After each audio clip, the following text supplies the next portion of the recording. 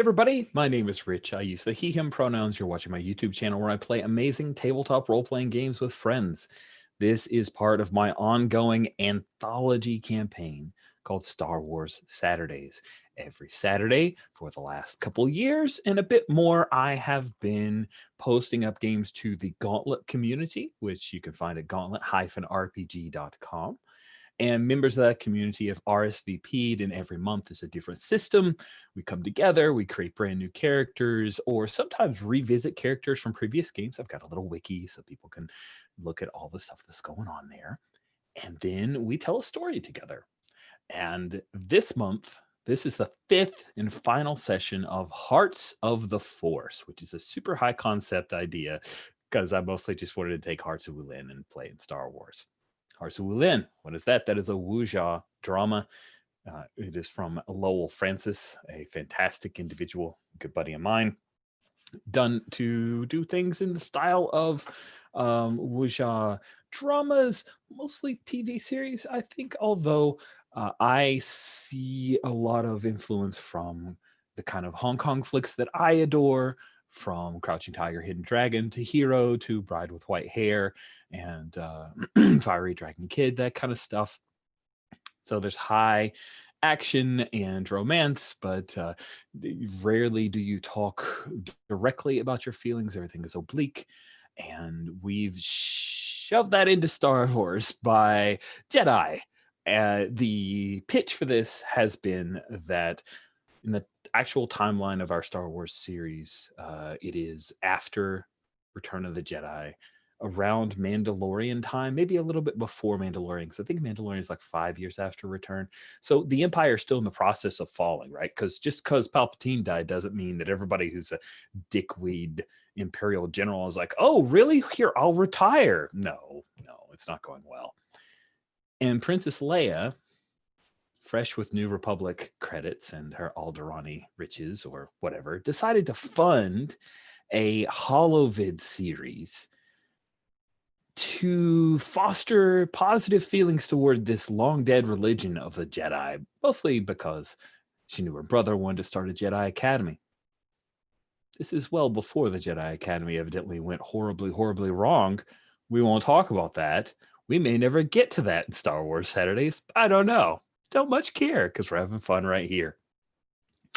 So the idea was, hey, I'm funding a holovid series, and down in Adarlan, which is this planet in the Minos Cluster, there is a pretty vital holovid industry, holoNET industry, kind of like, it's not Hollywood because that would be somewhere in the core worlds. Oh my God, this is so much Star Trek nerdery.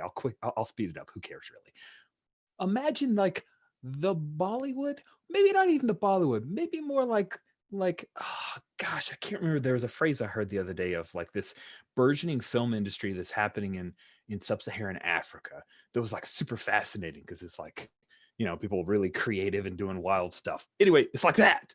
And so there's this fly-by-night small studio scooped up all those New Republic credits and threw this series out onto the airwaves across hyperspace. And this is the fifth movie in the series.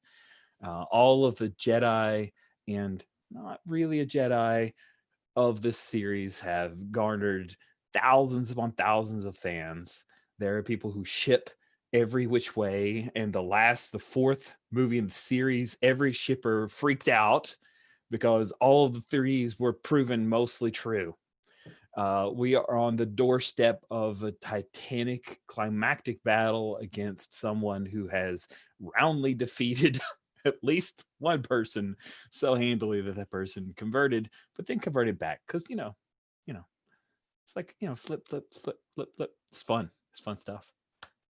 So with all of that in mind, let me quickly go over our lines and veils. We have a lines against sexual assault, violence, or coercion, harm to children. We have veils against torture, slavery, and sexual content, meaning will fade to black. And then we have on top of that the X card, which trumps everything. All you have to do is, hey, I need X card, X or Y thing. Don't have to justify yourself. I may ask what it is in case it's not clear, or just check in to make sure that what I think it is, because sometimes when it comes to mysteries, Rich guesses the wrong thing. And so it's good for me to just check in. Then we will excise it from our play and move on. No harm, no foul. Your safety and you having fun, whatever kind of fun we are having, is way more important than whatever canon or fiction we have told. Even up to this very point, these are fly-by-night movies. They could completely drop a plot line at any point. Like, I don't know, a Duro's child who was on a starfighter that crashed in the middle of the temple. They could just drop that plot line because nobody seemed to like it. Just goes nowhere. Like, why was that even there? I don't know. Let's just ignore it. It happened in the very first few scenes. Doesn't matter. Doesn't matter, friends. That's how easy it is. So let's go around the horn and have everybody please introduce themselves and their characters and then their entanglements, telling us which one they've highlighted. I know that at least one of you had to rewrite both entanglements, so I'm quite interested to see what has developed. We're going to start from the right-hand side of the character keeper and head inexorably towards the left, which means Sabine, kick us off. Yeah, okay. I'm just now rewriting my entanglements, I guess, because I mean, I didn't get to do that the last time. I don't know why. But I will say the first one is I'm in a romantic circle with everybody else.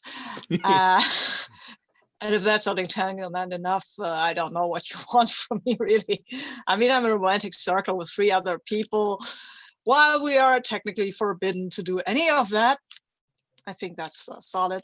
And I think I will say for the general, I will say that I have now tried to revive, I'm trying to revive the Dreaming Heaven Choir, but the Jedi Order might not like that. Because why not? That's okay? Sure. Yeah. Cool. All right. Thank you so much, Sabine. And now I will refer to you as Garland. Steven, you're up. So my name is Steven. I use the he, him pronouns. Today I'm playing Abessa Dara, who is an ex-Padawan student playbook. And she mainly gets hurt to try and help everyone else. Her entanglements are my general one is I promised a very close friend, Garland, that I would aid the troublemaker Gowry, who has seen my emotional turmoil. And the one that I'm highlighting this session is I love Kalisa, but my teacher, Joffin Ravik, killed someone dear to them.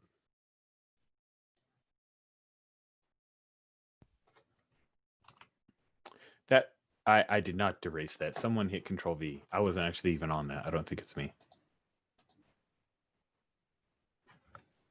Because I'm hitting Control Z and it's not helping. Same. All right.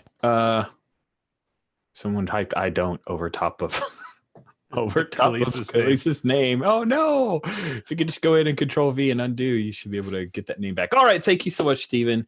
I love the one that you have highlighted. That is going to be good. Jafar killed someone. Okay. Greg, you're up. Hi, I'm Greg. I'm playing he, him pronouns for me. I'm playing Grui, who also uses he, him pronouns. Grui is an awesome Wookiee Jedi who had a turn to the darkness, but has returned and has joined the Dreaming Heaven Choir, as has everyone else except for Kalisa. And I have highlighted, I guess it's actually, it's under romantic entanglements. I just realized that, but it's probably more general. My faction, the Dreaming Heaven Choir, is aligned against my old master Buma, who I think I can redeem because I have been redeemed to the light side of the Force. So, you know, maybe there's a chance. Probably no chance. Spoiler alert. And then my other one is I must help Abessa on their destiny. To do so, I must guide her away from the Force ghost Jaffan Ravik. So, yeah. Ooh, okay, that sounds juicy. But you're highlighting my faction, the Dreaming Heaven Choir, is aligned against my old master. I figure that's more the climactic one here at the end. All right. And then the newly renamed Joe. Hey, I'm Joe. My pronouns are they, them. I'm playing the Zeltron, not a Jedi, Khaleesi Nile, who's definitely not a Jedi, as she proclaimed. She also had dalliance with the dark side, but was brought back last time through love, I guess. And also like the one real admitting, Guri admitting, okay, fine, I have feelings. Uh, Now she is also part of the Dreaming Heaven Choir because not a Jedi, not part of the council. uh, my entanglements are I love Garland, but I know a dark secret about Liadra Danan, who they respect. And my other one, which I've highlighted, is I've discovered my friend Zat Luke has hidden their true power from me, but told Abessa, another friend. Really? So Luke has confessed something to Abessa that we will soon discover. That Yep. is fascinating. All right. So I think we will open up with a scene, the Jedi Council. We're reusing the set because remember this is a fly-by night, so we reuse sets. We're using the set of the Judgment, where Giza had to be judged, declared that she must duel against a Jedi, and then Khaleesi Nile stepped in, hashtag not a Jedi, and did it anyway. And instead of Giza standing on that same platform under judgment by none other than Ethan Nor, Orion Cora, and Buma is there as well as Liadra Danan, the core of the Jedi Council for our series. But standing in front of all four of these Jedi is Abessa Dara. Abessa Dara wearing her, no longer wearing her her little Padawan braid, but not recognized as a Jedi Knight, right? We're in that like transition point, just making sure that the costuming is right. And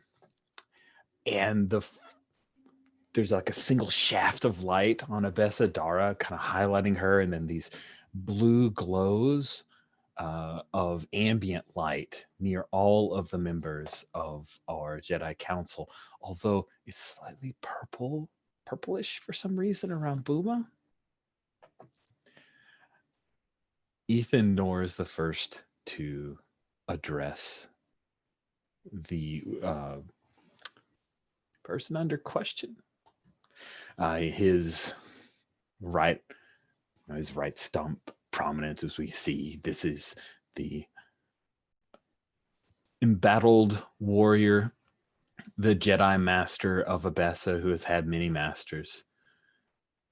He says, Abessa Dara, it has come to our attention that you have joined some new faction of those who question the Jedi Order.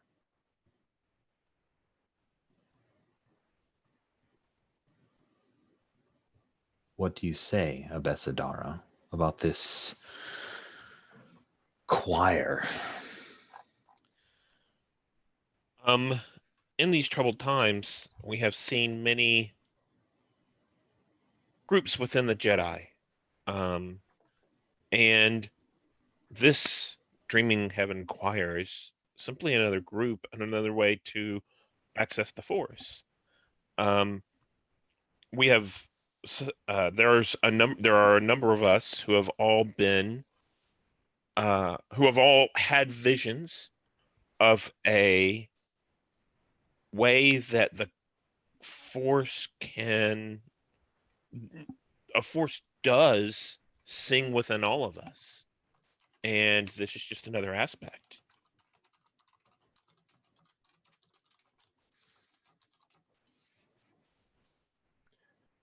We're sorry, but this is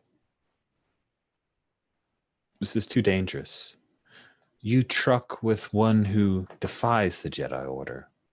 If you wish to remain a student, here. And Ambassador, you must walk away from this faction.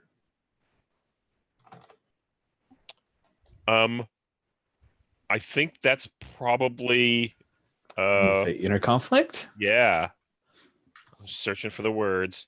Inner conflict. Disturbance in the force is our reading. Yep. And what would that be with? Anything except your style element. Yeah. And anything that's not marked. So I think that's probably, I'm going to roll that with the force. Ooh, perfect. Thematic. So I rolled a 6 plus 2 is 8. Okay.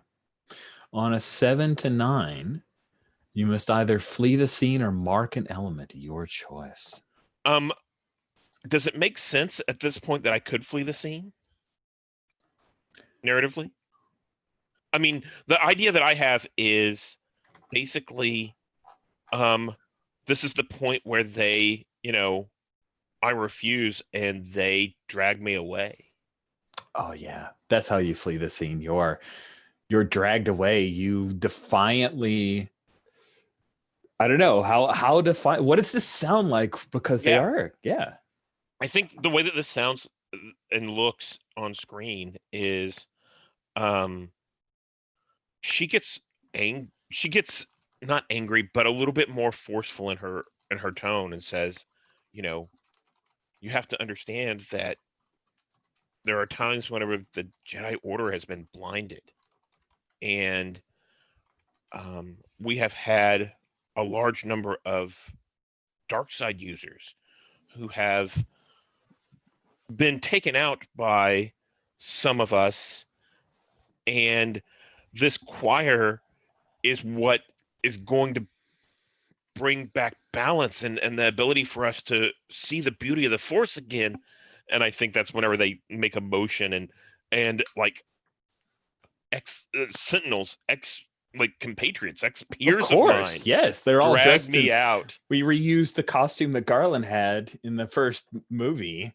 We just made a few alterations. Jedi Sentinels come forward and they start to grab you. And yeah, I think because of that mixed success, maybe you get a little emotional, and that's all they need to see. Like, oh, look how emotional she's gotten. That's right. Yeah. And there's a moment of hesitation on Ethan's face, like he's going to call back to you, but Booma reaches up and puts her hand on his shoulder and says, "You made the right call. She's too emotional. Some time to reflect is appropriate." And Orion says, "Abessadara, you will reflect upon this. We will give you ample opportunity to reevaluate your situation. We do not wish to expel you from the Jedi Order, but if that is the only option left to us," they're like dragging you away, "we will do so." And it echoes down the halls as you're dragged off and thrown into a cell. So which of the three of you was witnessing this secretly? Because there's a lot of secret witnessing of things here. Oh, totally. I mean, I think we all want to witness this. Should we roll dice? Roll initiative. No. I would not witness it as in person, but via electronics. Oh man, do we see like the little HK droid eyes that we know that you're viewing it? And I mean, then somebody else could witness it in person. I guess. That's great. Yeah. I love this. We could do even the Return of the Jedi bit where we like dun dun and we like play it over and everyone got a chance to see it. So Gurley, how are you witnessing this? I'm not entirely sure Gurley witnesses this though. Okay. I think Gurley might be meditating somewhere else. All right. Yeah. And then what about Kalisa? Yeah, she's totally like in the shadows with the classic hood up type thing, where she's like watching, keeping an eye on Booma and Liadra Dinan, because she's also, I know stuff. Mm-hmm. And also, Abessa is one of my 3 loves now. 2 and growing. Circle, baby. It's a polycule. So, yeah, it's not Not complicated at all. Well, since Gerwie wasn't there to witness it, we have to see what Gerwie's up to. I'm leaning towards a training montage with Gurwi, because I think Buma is certainly above our scale. I think we've established that maybe if we all fight her, we'll have a chance. But I think Gurwi is training against Buma. I mean, maybe just to tangle it, is Gurwi training with Zat Luke? Ooh, interesting. Is this where we start to find a little bit about some Zat Luke hidden power, maybe? Possibly. Maybe Gurwi sensed something in Zat Luke way back in that scene in episode 3, ? Yes. And has engaged Zat Luke in a duel, and is I don't know. Kalisa, why can Zat Luke fight so much like Buma? I don't know. Presumably, she's got secret training. That's. Secret I mean, she's got hidden powers, or powers she's hidden from me. Just for continuity's sake, and also to add a little bit of levity, because I see Zat Luke as being slightly humorous to offset some of the darkness of a lot of the other things going on. She still has the cake knife. Just in her back holster. It's her offhand. It's like a Mangaush, It's like, actually, okay, I like this. So, because I haven't had a chance to integrate it yet. Anyways, Gurwi is actually fighting not with his lightsabers, but with his Reek blade, the ceremonial Wookiee blade. ooh, and so he's fighting with Zat Luke, and they're sparring, and maybe it's not Zat Luke who realizes that she's fighting so much like Buma, but Gurwi certainly does, and he's taking advantage of this to learn techniques that might translate. cool. And I think this sounds like I was just looking up what Greek blade looked like. They're really cool. They kind of remind me of like bladed Kusarigama in a way. It's interesting. Yeah. Cool. Sounds like maybe this might be a good downtime scene for you, along with some conversation. So Yeah. you really need to clear some elements, is what I'm saying. Yes, I certainly do. I'm going to clear my Kyber. Actually, no, sorry. I'm going to clear my Beskar. Sorry. Okay. And where is the training montage move? It is under the other moves, just downtime scenes. Between scenes, you can narrate a montage and clear one element. Yeah, but there's a there's new technique. That's it. Okay. That's it. Number of times I have seen your foe's fighting form. We have to track that? That seems like work. Hold on. Well, I think in this I think I've only seen it 0 times. Mm-hmm. Yeah. I don't think I've actually seen Buma fight yet. So rolling flat, this will be fun. You must have observed the foe at least once. Yeah. Oh. Okay, so yeah, so it doesn't trigger. Okay, so we'll just and also the idea of doing downtime plus technique is like we should choose one or the other. So since you haven't seen that, then I guess you wouldn't even recognize that she fights like Buma. But maybe during this downtime scene, we, the audience, notices that she has some fighting near to what Buma used to easily defeat Khaleesi Nile before Khaleesi Nile picked up a third lightsaber and like some kind of force fighting and all this other crazy stuff that she's done. She closed her eyes. That's funny because the mirror looking. Jinx from G.I. Joe closes her eyes. I didn't even know that. Her fighting style is very unorthodox. She's because you're using the Reek blade and you won't chop her cake knife in half. She does actually use it and she dances about. Is this an actual like training montage happening at the Jedi Temple, or are you somewhere else? What do you imagine the Gorwi is for this? I imagine I'm probably at Khaleesi's apartment with Zatluk. Okay. Cool. Yeah, that makes sense. They totally Khaleesi's dope, really awesome. swanky apartment. Very nice apartment.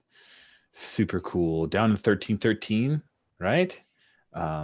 Sweet. So you guys fight for a while. There's a little bit of perspiration, but not nearly as much. Gurway, with all of his force and energy and his ability to kind of destroy every location that he gets riled up in, she dances around that, and eventually the two of you seem sated, like the training has come to an end, and she grabs a small little towel and kind of dabs at her forehead. Says, "You're very energetic,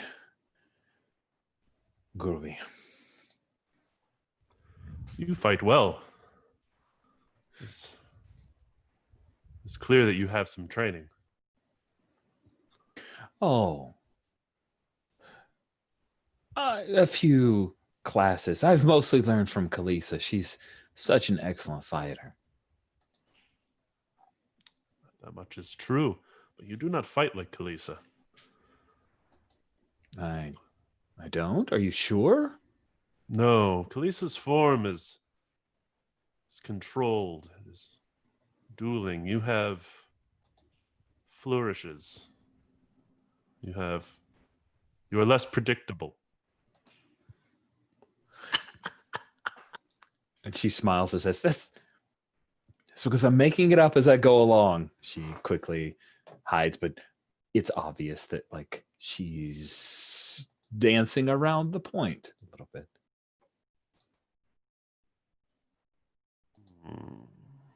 What do you do?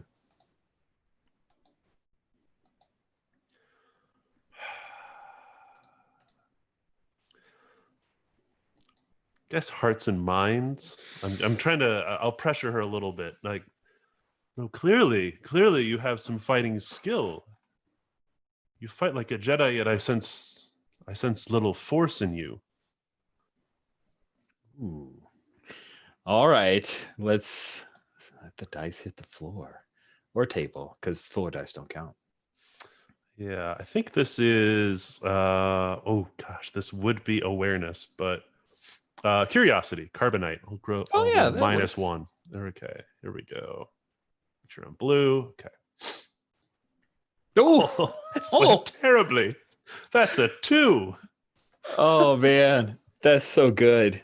Oh, that's just great. Yeah, so I think Zatluk will say,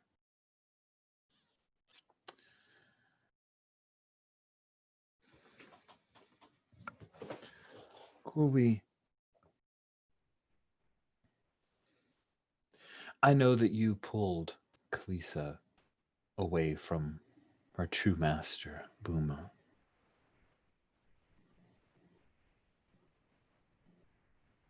Buma's very disappointed.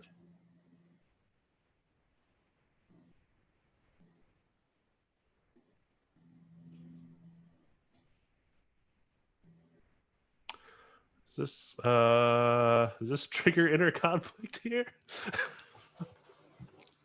I don't know, does it? Do I just run?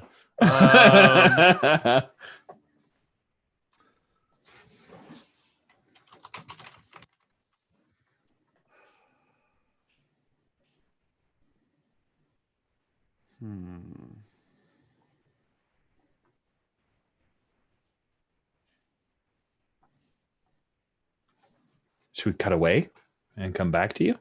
Yeah, I'm good with that. Garland, where were you observing through your HK droid? Like, where do we see you after a reaction of what has happened to Abesadara, your faction member and lover? I mean, we have the Jedi temples, pretty much the highest thing around, right? So I guess can I be on top of the Jedi Temple and watching through some sort of view screen? Sure. That sounds good. Yeah. Little Cool. wind picking up your hair. Yeah. I mean, it's fake hair because you're Zabrak, yeah, so yeah. I don't. it's blowing the hood. It's blowing my cloak, right? Oh, yes. So yeah, no hair. That's maybe it's blowing some hair, but it's a wig or something, because people have asked why this human person you never see clearly, and will we finally get a face reveal and stuff like that. But well, you won't, because he's not human. So yeah, I've been watching this, and I am doing a little meditation, because anger is not a productive. Anger can be a productive emotion, but you should not let anger guide your actions, not before thinking about them. And I will then suss out that yes, I am angry because this was unjust of the Jedi Order.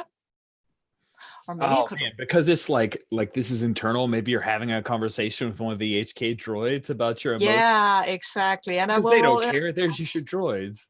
I mean, I can even roll in a conflict. I have an entanglement here with the Jedi Order, and I don't know. How do I feel about this? Let's see. Oh wow, no, it's a 7, and I should have said with which element I'm rolling it with. I would have rolled it, I think, with focus and presence. That seems right. I would have rolled it, so it's an 8. I was like, okay, choose best card. no, Okay, not you can no. flee the scene or mark an element. Flee the scene or mark an element. I think I will actually be like, okay, I cannot overcome this on my own. This dilemma. I will flee the scene and go and find either Gorwi or Kalisa, so we can go and break us out. Because nice. Come on, this is not right. This is somehow, but maybe someone can tell me. Well, we know Kalisa is closer on the scene because she was all hooded and observing. So we'll say you run into Kalisa, you're able to find her. We can always find each other, because we It's have true. such strong connections with each other. Plus, Garland has this thing where he just shows up where he's needed. It's awesome. Once per movie. So, Kalisa, where does Garland find you? Is it, do we reuse the set of like the little courtyard where all like heated conversations have taken place? Totally. I think we do that, like reach out through the forest to, nice. contact each other. I like it. Because it's a TV show as well, so. It's true. It's just voiceover. So yeah, we get in that courtyard. Cool. I guess we should contact Guri as well. Yes, I think so. Yeah, we should. Sweet. And I think when they contact you, Gurwi, like you answer the comm, and when you look back, Zaluk is gone. Just disappear. You see like a curtain kind of in the breeze, and there's the open kind of sliding door or whatever, and she's disappeared over a balcony or something. Some sort of ominous theme music. Yes, a few strings. Strings. It's more complicated. Gurui rushes to the call. Well, have you heard that the Jedi Order was not happy with Abessa joining our faction, and that they have thrown her actually in a brig? That seems unwise, and it does not seem in keeping with the wisdom that the Force guides us to. Well, we do know that one of the Jedi Masters is not what she claims to be. Yes, well, I suspect maybe perhaps more than one.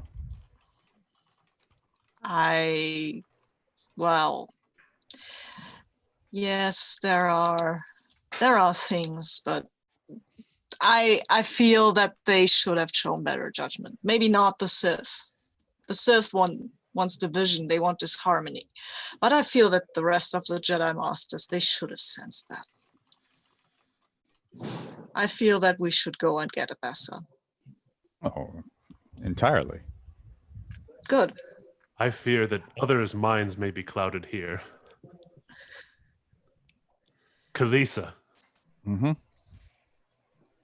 Yes. what do you know of Zat-Luke?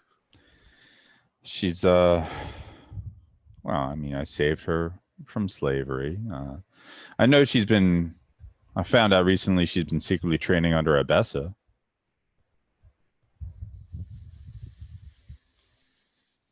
Yes, they infiltrate all they touch.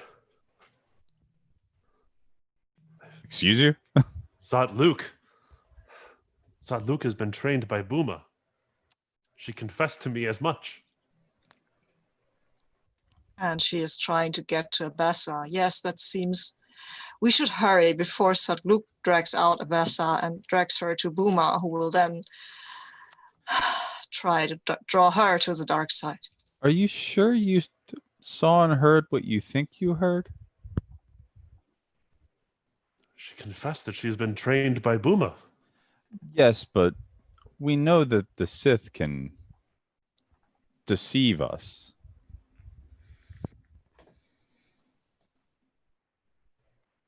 Do you suggest that Buma has taken control of Zat-Luke?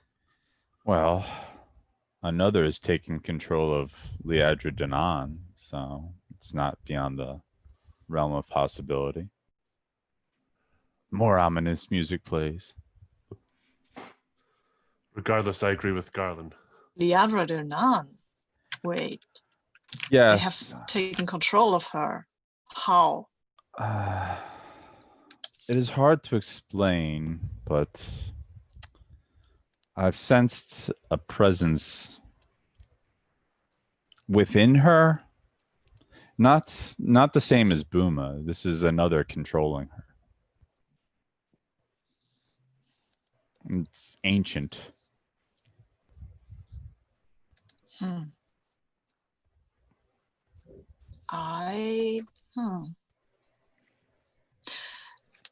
That makes things more complicated, but it does not really change what we must do here. No, we must rescue Abessa.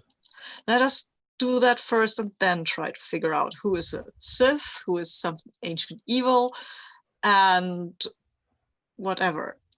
But let us first get our circle back, and then we are stronger. I think we are stronger together, I believe. Of course.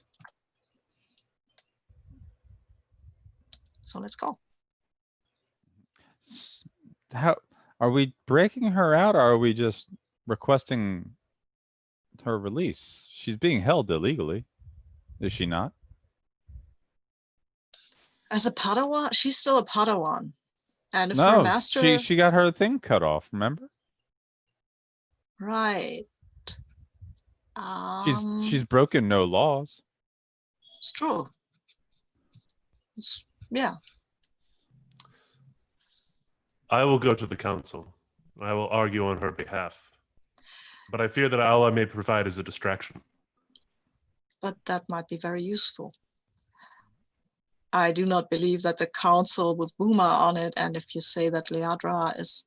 I am not sure what you sense is Possessed, truth. I think. But yes, I think the council is not our friend here. But go and argue. Maybe you can convince them. And if not, we will just stride in and get her out. Of course. I will just go and talk to the guards and try to convince them to let her out. And if I fail, then Kalisa, you cut a hole in the wall or something, right?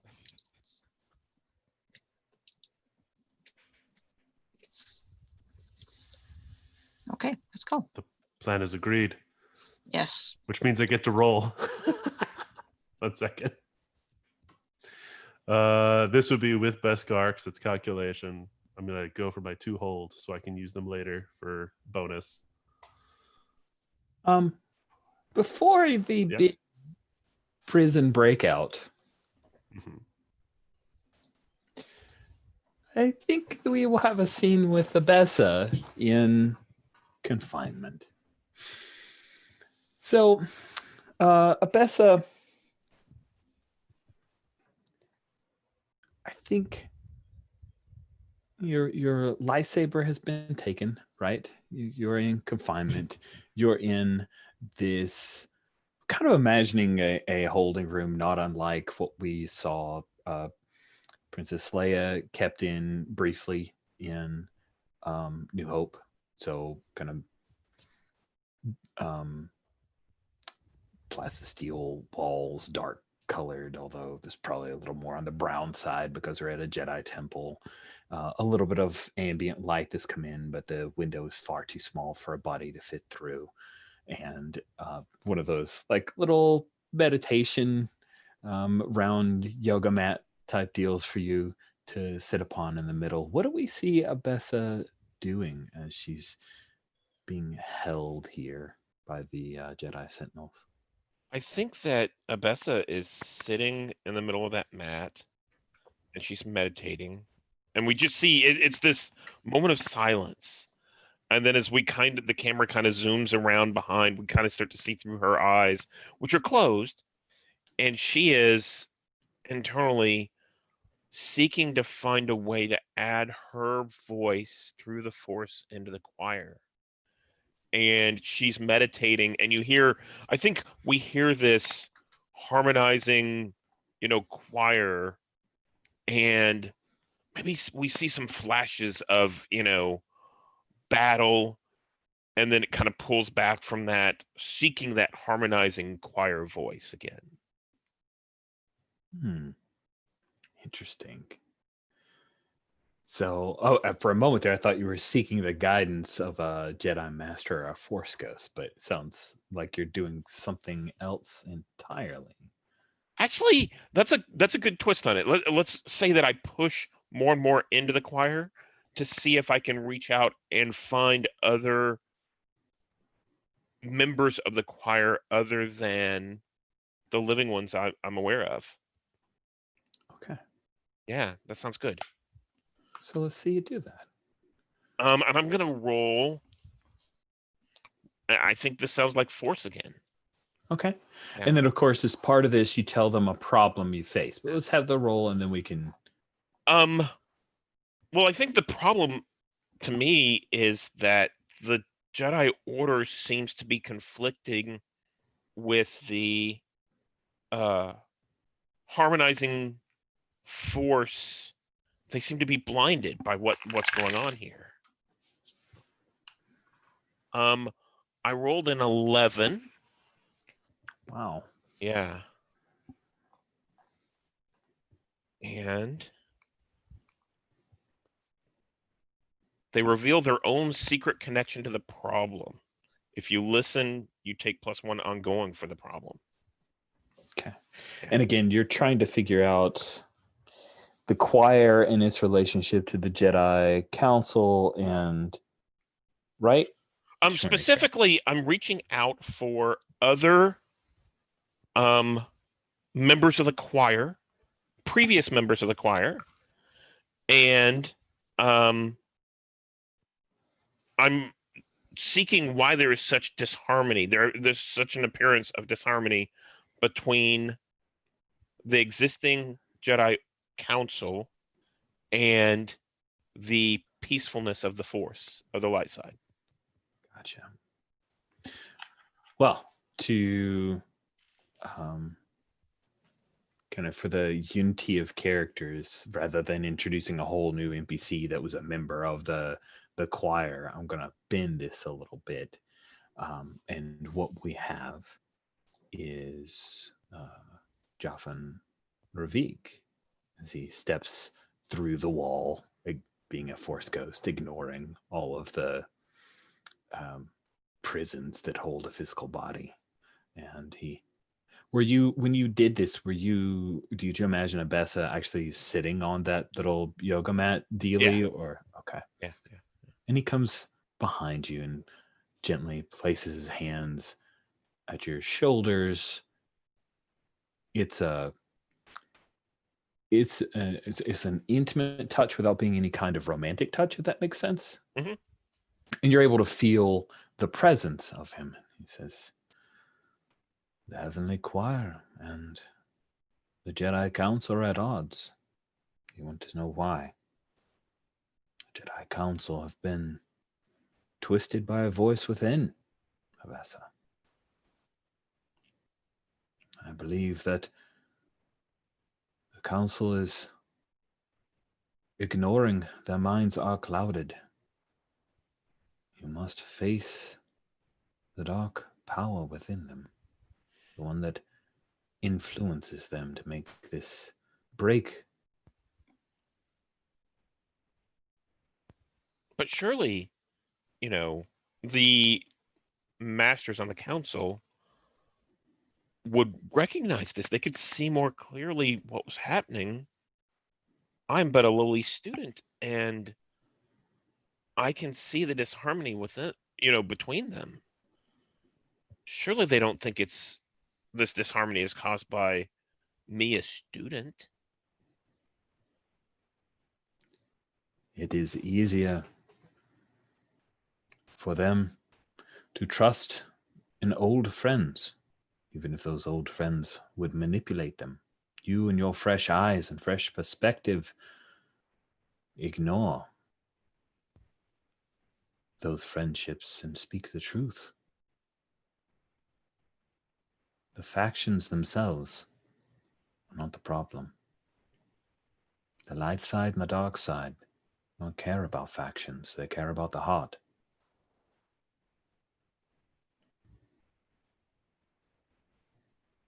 I will meditate on this and let the Force guide me in the actions that I take. Thank you. And then he slowly fades away and the blue reflection disappears. Now we will cut to this Gurwi planned breakout because he's good at breaking things, guys. All right. So rolling plus Beskar. This is just a sort of preemptory. I have some hold I can spend later. Mm-hmm. All right. Are you making as I foreseen? Declaring a plan? Yes. 4, 5, 6, 7, 8, 9. So that's one hold. Let's keep one hold. Want to burn a bond to get another hold? Yes, I do. Burning that bond with Garland. Sorry, Garland. So that's 2 hold, and I go to the Jedi Council chambers, and I want to say there's something Gurwi does that like forces the council to convene. They're not already all there. There's like I don't know. I think Gurwi like, I call forth the council, for you have passed judgment incorrectly. Ooh. Wow. I think also, so this is part of your, I think hearts and minds might be necessary here, right? You're trying to get your will. You're trying to talk people into doing what you. Yeah, I can see that. Okay. This would be I guess this is Kyber. This is passion. I'm trying to get them all here. Let's see. Here we go. +2. That's a 9. So what's that on others? Yep. On a 7 to 9, they can bow to your words and do what you want, or they can reveal themselves, overreact, hesitate, or alienate. Yeah, I think they agreed to this meeting with the assumption that you will be attending to speak your truth. You, another member of this faction that they think should not exist. So they have their own reasons for wanting this to take place. So again, You will have called together Booma, Ethan, Orion, and the Denon. And Booma is attended by Ganymede Wren. Too many Sith. You have passed judgment upon Abessadara and imprisoned her. Why? Ethan says, we have given her a chance to reconsider her path. If she wishes to walk away, she may do so. But then she leaves the order.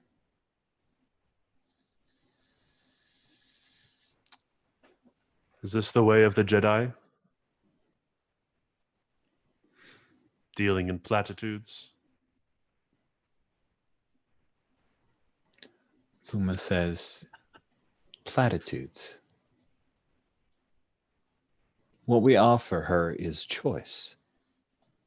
To rededicate herself to the order and leave this blasphemous faction you've created based around love and strong feelings that will lead to the dark side. I once thought that you had feelings for a planet that you wish to save, but you've turned your back on that. I think this is inner conflict for Gurway at this point. You think so? Because that's where she's trying to needle you. Yeah, I think so. I think this is definitely inner conflict. And this is going to take patience, which is not so good with Gurway. So here we go. Appropriate. I'm deleting. Okay. Deleting. Selected. New. -1. That's a 9. That's an 8. I will mark carbonite. Oof. Just cleared those things. Now you're down to 2 elements left. That's great. And I think this makes sense. It's just me holding off long enough for whatever Kalisa and Garland are planning at this point. All right. So Kalisa and Garland, you guys are the breakout team. I mean, I would imagine, are there any guards here? I don't know. Of course, there's a guard dressed in the same kind of costume that Garland was wearing when he posed as Oh. a sentinel. I could still pose as a sentinel. I mean, could. sure, I will. I will totally pose as a sentinel. I mean, we don't have to. It's better to deceive them than to hit them, I think. I mean, this guy's probably just misguided anyway, so I can misguide him some more. Okay. Well, you can assume a perfect disguise. If you're Oh, wow. impersonating someone specific, you must have seen them. I think you're appearing as a I'm as a appearing sentinel. as some sentinel, not exactly, because I have done this before anyway, and he might even know me, and I will then go up to him and tell him, hey, Ethanor has asked me to bring his former apprentice to him.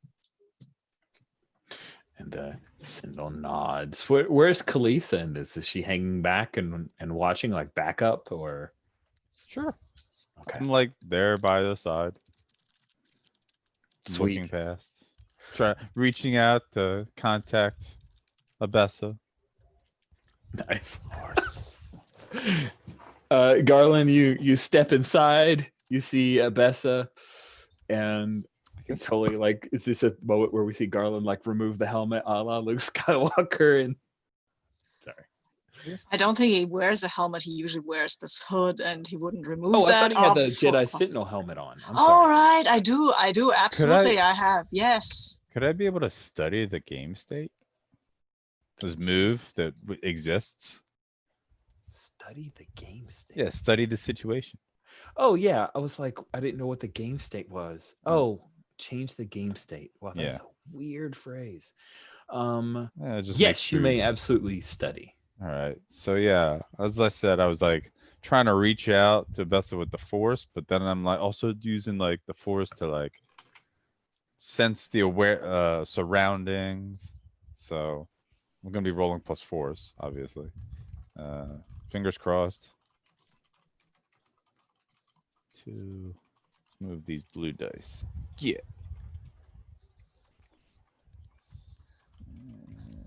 Color. No, need the right color. Pink. Yes. All right, there's a 7.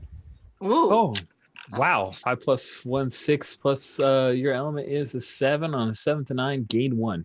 Spin this 1 for 1 for the following. Ask a question about the situation or place. Ask a question about the person. Learn a person's scale or reveal a detail, which means you can declare Mm-hmm. something which changes or adds to the established fiction significantly. Yeah, no, I'm sensing for like, I guess it's sort of like ask a question / reveal where like I want to create like a hidden like passageway that like can lead to the ever used courtyard. Nice. This is an ancient temple, so of course there's got to be like hidden passageways. Sweet. So you're studying and you know of some way to help. Yeah, like I sense a once- hollowness behind one wall. Oh, sweet. Yeah, there's like a picture of somebody and you can move it and ooh, there's a hidden passageway and a la like Harry Potter and most Don Knotts and Tim Conway comedies from the 80s. There's hidden passageways. Absolutely. I don't know why I wanted to do Tim Conway and Don Knotts screwball comedy mention, but there you go. I started and I just stayed committed to it until we're done. We're on the other side of it now. Abessa, Garland has stepped into your prison, jail cell, place of contemplation. What do you do, Abessa? So I think I'm still in the, in the meditation pose, and I think Garland steps in, and I immediately sense an upsurgence in the choir. Another voice has been added. And I think I stand up and I say, it is Before good you to say anything, I will say, Abessa, your master, Ethanor, has requested your presence. Come with me. That is very good. We need to talk to him as well. I'm afraid he may have been clouded by the dark side. So Kalisa, what's up with this secret passage? Is this something outside the cell or inside the cell? Oh, it's outside the cell. Oh, fantastic. Okay, it's not Yeah, something like, we need to worry about any. Yeah, we can get to it on the way out. Got it. As you're being That's- escorted. Yes, I'm escorting her. And of course, I hope the guard doesn't want to come with us because we don't need him. No, you're Sentinel. Yeah, I'm Sentinel. Rich, are you still there? Oh, Okay, I am here. Sorry. cool. So yeah, I think I'll be like, where is Ethan Nor waiting for us? And I'm ready to go. Yes, I will guide you out and say thank you to the guard, and then we'll make our way away from the guard. Ooh, I don't know. I think you do it. Like you've got a perfect disguise. You pulled this off. I don't know if I see a role here. It would be Okay. extraneous. So, Mhm. yeah, So you I see a guys- role as we go to leave, which is I don't want to leave the temple. I want to go see Ethan Nor. Oh, sweet! You thought you were in on this, and now it's something else. Yeah. So Yeah. I think how did I discover that you're not really taking me to Ethan Nor? Well, as soon as we're out of earshot of the other guard, I will tell you, Abessa, this is a rescue attempt. Or Abessa, this is a rescue. it's like I moved the painting. Let's go. Oh, I could have, and I think we actually go through that painting or through that tunnel and come out in our favorite little courtyard. Yay. And I'm like, oh, I could have left at any time. It just means severing my ties with the council. I think it's very important that we talk with Ethan Nor. There are. I think Guri's talking with all of them. Yeah. Guru wanted to talk to the council. He was the distraction. Well, I think if we join our voices with him, I think that we may be able to uncover the eyes of the council to the strife that is within it. I think that is not a bad idea, actually. Because, okay, Boomer is a Sith. That we're pretty sure about that. And we also know that something is supposedly up with, what's her name again? With Liadra. Liadra. And I mean, but Ethan Nor, he is, okay, he has no sense of humor, but that doesn't mean has fallen to the dark side. Personally, I don't care much for him, but that's a perk. If Yeah. Master Ethan Nor has fallen to the dark side, all is lost. Yes, exactly. And I don't think he has. I think he just has a way of seeing things that is very, very clear. He has his ideas what things are. Very black and white. Yes, exactly. And I think maybe we can convince him. If, and that's a big if Boomer makes a mistake.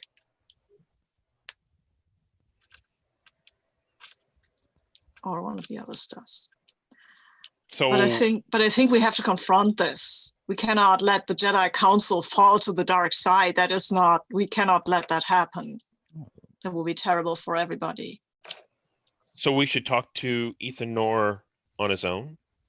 Maybe as he's leaving the audience with Gowry? We could try that, or we could just go in and confront all of them.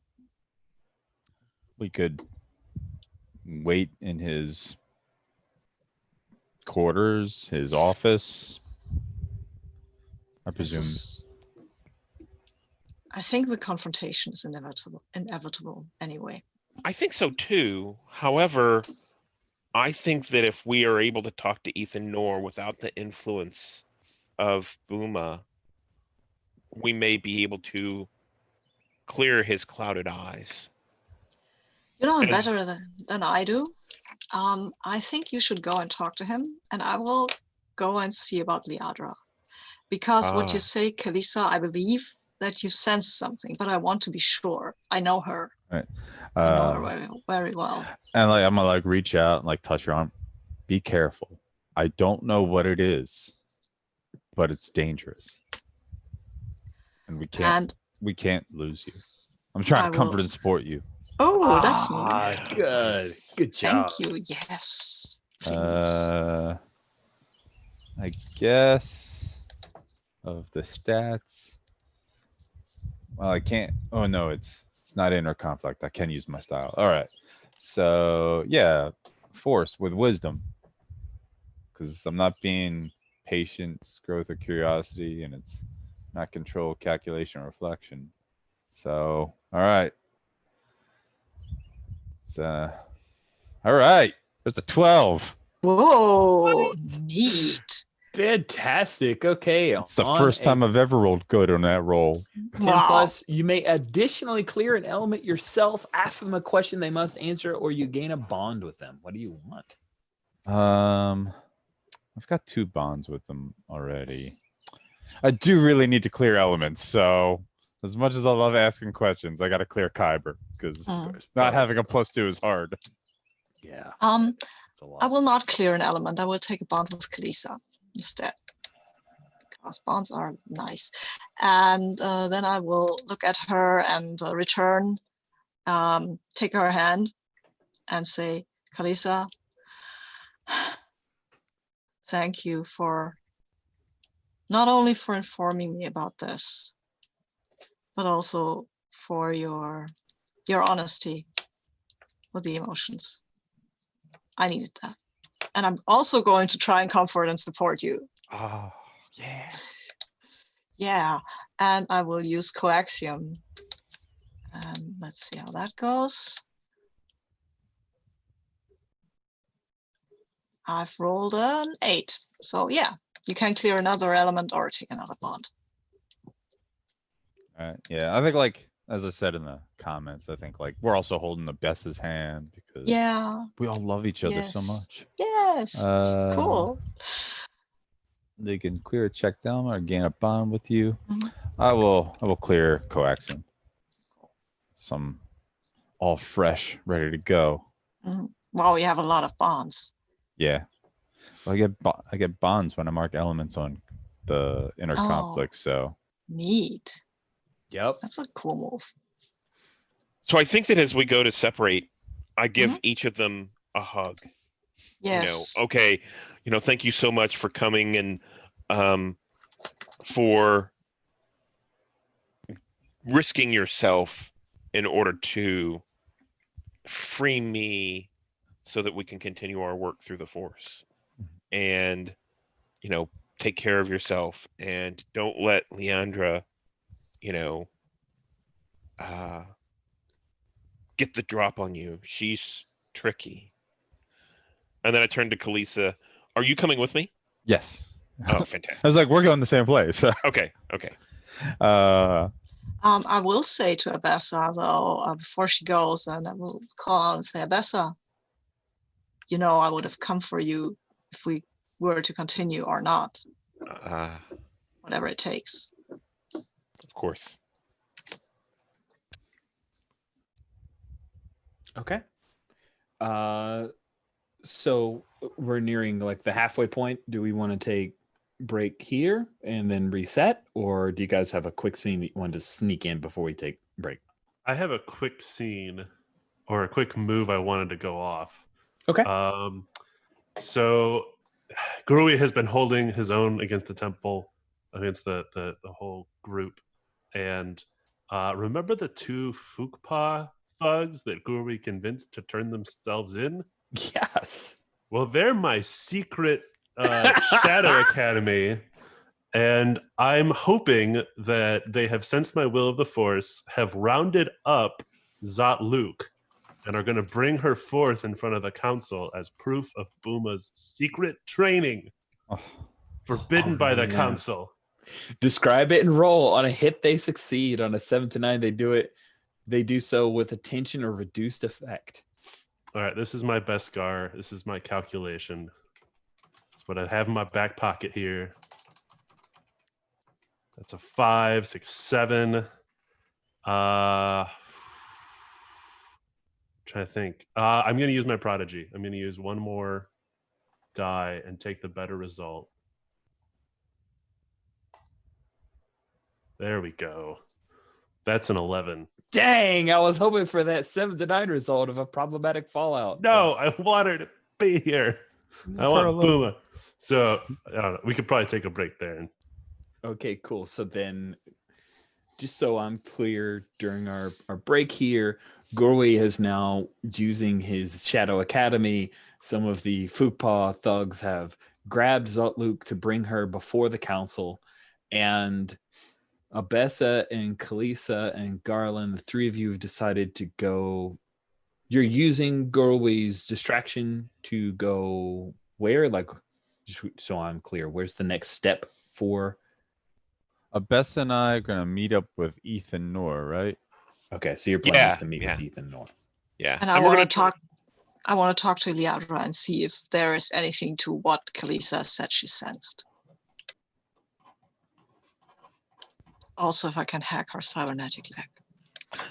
Yeah, well, that's a thing you could probably try. All right, fantastic. It is 23 after. We'll just meet somewhere around half past. See you guys in a bit.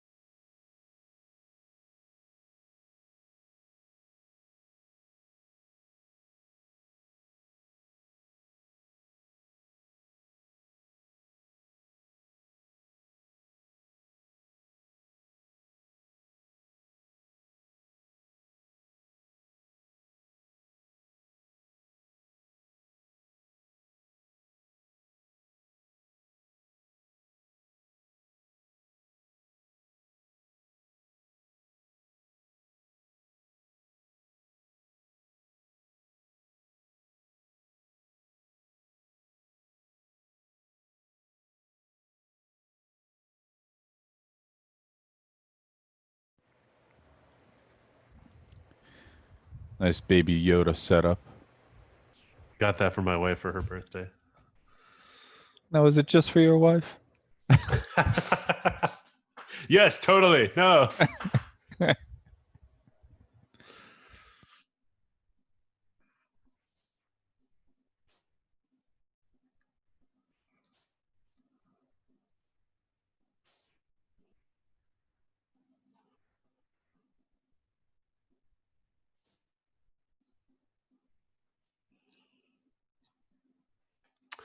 I was looking for a. Realize I don't have a Star Wars mug. Should totally have a Star Wars mug. And now I have found that Starbucks apparently at one point did like their, they have like ones for each state or something. It'll say like Texas or something, and it has like a cowboy and stuff like that. Well, they did them for the different planets of Star Wars, and there's like a scenic Bespin one with the Millennium Falcon on it. I want it, and it's out of stock, so now I have to figure it out. What does the Alderaan one look? Is it pre or Broken mug. It's just shattered. you can just shatter a mug and say that's my Alderaan mug. So That's harsh, but good. Sweet. So I got a note that during the travel to meet with Ethan Nor, Kalisa wanted to speak with Abessa. Yes, Cool. So let's. that is correct. Let's open with that. Are Abessa, are you okay? I know this is. I'm sure them locking you in a cell was not what you had expected when you went on this journey. Began this journey. I feel at peace because this is the right way. This is the way that the Force is showing us. I wasn't concerned about being in the cell.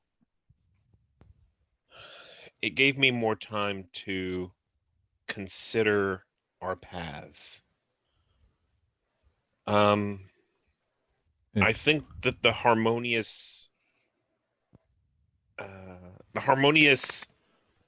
weavings of the Force that we are discovering now has made me feel more comforted. I see. I'm sorry for springing this upon you. Why did you keep your training of Zot-Luke a secret to me? I can understand to the council, as you were until recently a Padawan, but Zot-Luke was a sparring partner at first, and as that grew, so did both of our powers, and I didn't think it was important enough to trouble you with. I knew that you were close with Zot-Luke, and I thought it wasn't my place to tell you about her. It was her place to talk to you. But now that she has talked to you, I think now is a good time for us to have the discussion about her joining our choir. that would have been ideal, but Guri claims that she's fallen under Booma's sway. And I don't know how to feel about that. I don't want to believe it. But I could understand it from where she came from to where she is now. Well, I'm not sure. I've sensed the dark side in others before, and I don't sense that in Zot-Luke. However, Zot-Luke doesn't have a strong connection to the Force. Most of her abilities are through training. So it's possible.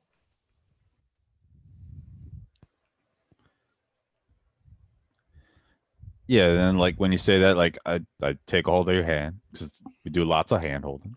I'm sure with your help and the others that we'll be able to bring her back like you were able to bring me and Guri back. So I want to try to comfort and support you because you're Oh. just the purest of us all. And also like gotta help clear elements. How am I doing this? I got to do that before rolling.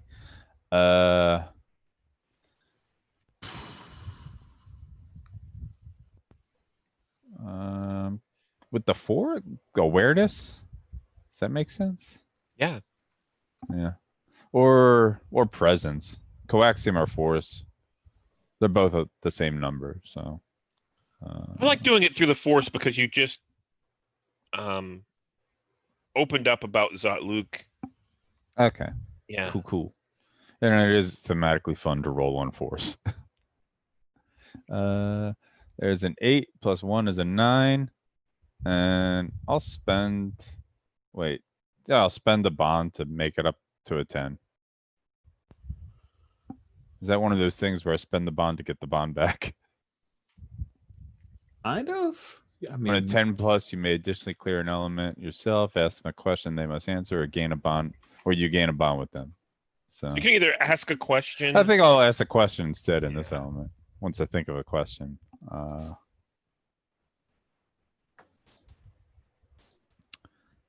I guess, what's your deepest fear? In regards to Zot-Luke specifically. In general, I fear that I have failed Zot-Luke and I am not worthy enough of being a Jedi or a teacher. I'm afraid I will have failed Ethan Nor in his teachings. I'm afraid I will fail you. And that's my greatest fear. Oh yeah. Then I totally do the thing where like cup your face. You can never fail me. So yeah, you can clear an element or gain a bond. Okay, so I think I'll clear an element, and I'm probably gonna clear. I'm gonna clear Kyber. Even though it's bad for me, it's still passion. Mm-hmm. So nice. That's a good moment No to cut away. complications. And we cut to the 2 Fookpaw thugs, each of them having an arm of Zot-Luke, the Feline servant and friend of Khaleesi Nile, bring her forward into that shaft of light as Gorby moves out of the way. And I mean, it's, of course, we're going for a little melodrama. So of course, like they shove her and she falls to her knees. And Gurwi, you're there. You have your secret academy, have brought forth the persons that you can lay out this accusation. How does that go? Council. Before you is the secret Padawan of Booma. Is that before everybody talked to the council members? It could be completely concurrently. I don't know, because we wanted to talk to council members, and if they were there. Yeah, well, but it could be before. They're not there yet, right? So this, I imagine that maybe Gurwi's timeline is a little behind you guys at this point, because Ethan hasn't left yet. And as hard as Greg like used 2 moves to have this happen, I don't want to like steal it from him. So Gurwi has brought forth Zot-Luke to be accused in front of the Jedi Council. Yeah. Of course, on screen, this is delayed because we just had the deep conversation about Zot-Luke and the failure of them. So now we show this. Yeah. Right. So yeah, and I suppose possibly as part of that move that Zot-Luke will confess to being trained by Booma. Well, so in that move, I don't think you make her. No, say I don't anything. know. You brought her forward. So Yeah. what she says instead, she says, "No, no, I never. That was a lie. I was trying to prove to Khaleesi that Gorwi is still one with the dark side." And all of the Jedi kind of look over at Gorwi. She says, "And he is. He's still one with the dark side. He's telling you lies." What do you do? Oof.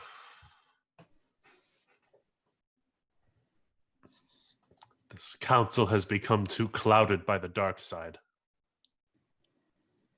Puma says, "I think that perhaps you are trying to cloud our minds, Gorwi."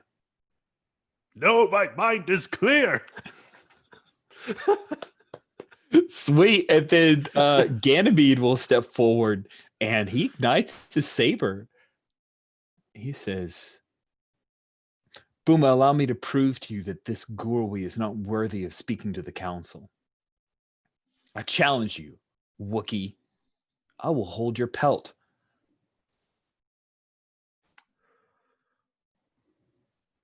Really? Oh boy. Um,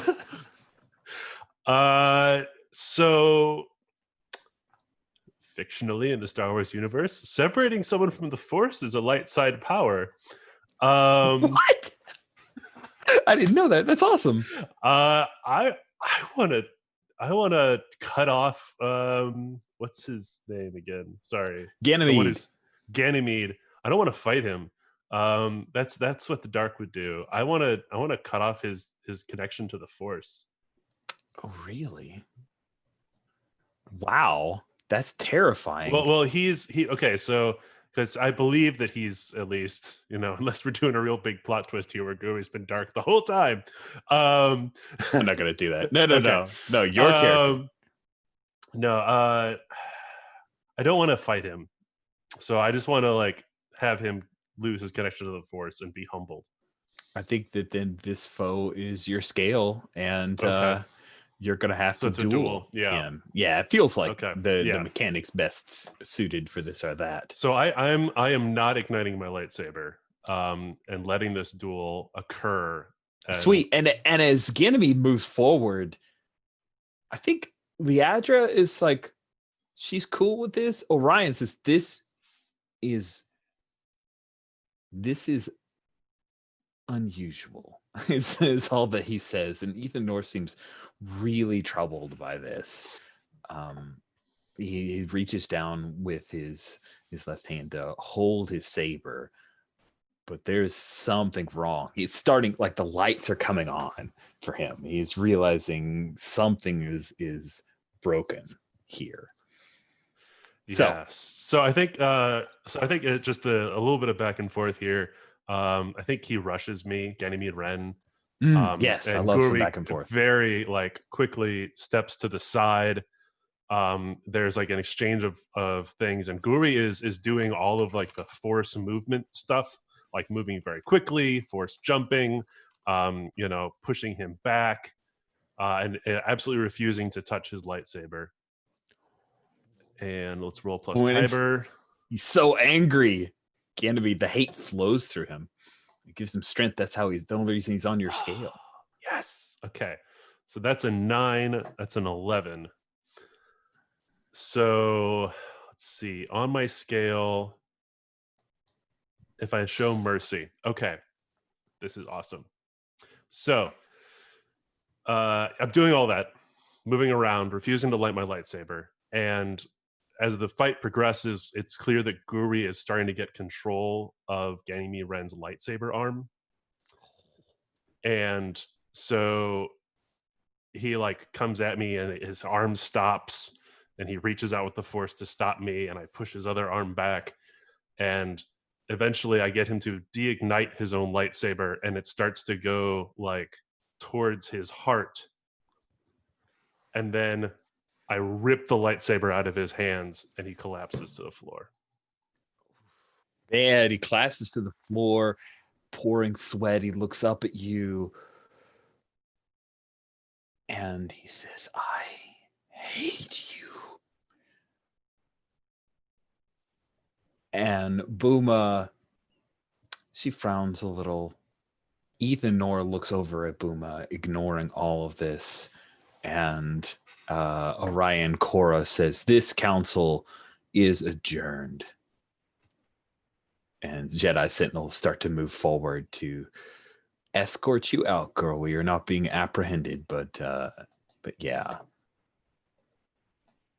What do you do? I think I've proved my point. I'll let them escort me out. Cool. So with all of that going on, now I think we had Garland going to see Liadra and a meeting with Ethan Nor, with Kalisa and Abessa, just so we don't end up in that weird position we were at a few games ago where Greg's character is out of phase. Where does Gurwi show up within these two groupings? Do you want to be meeting with Ethan Nor, or do you want to meet with Liadra when joining Garland? I will meet with Liadra. Okay, cool. So we'll 2 and 2. You guys cool with that? I think if the guards are pulling me out, maybe they're taking me to Liadra. Oh, that sounds fantastic. Yeah. And Garland, you're already waiting there, or maybe you're in a Jedi Sentinel costume still, just because you're so good. No, I think I've lost my Jedi Sentinel costume because I don't want to arrest her. Fair enough. I don't want to overextend I can masquerade as a Sentinel, and no, I'm not a Sentinel. That you you're have right. to be careful about that. You're right. Don't want to overuse it. Thank you.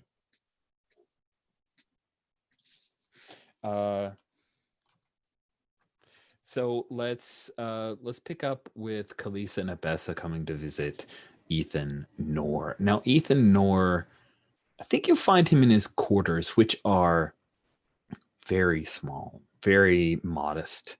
He has a simple sleeping pallet. He has an area where he performs his forms and concentration. But there are no awards. There are no ceremonial items placed on the walls. There's a small...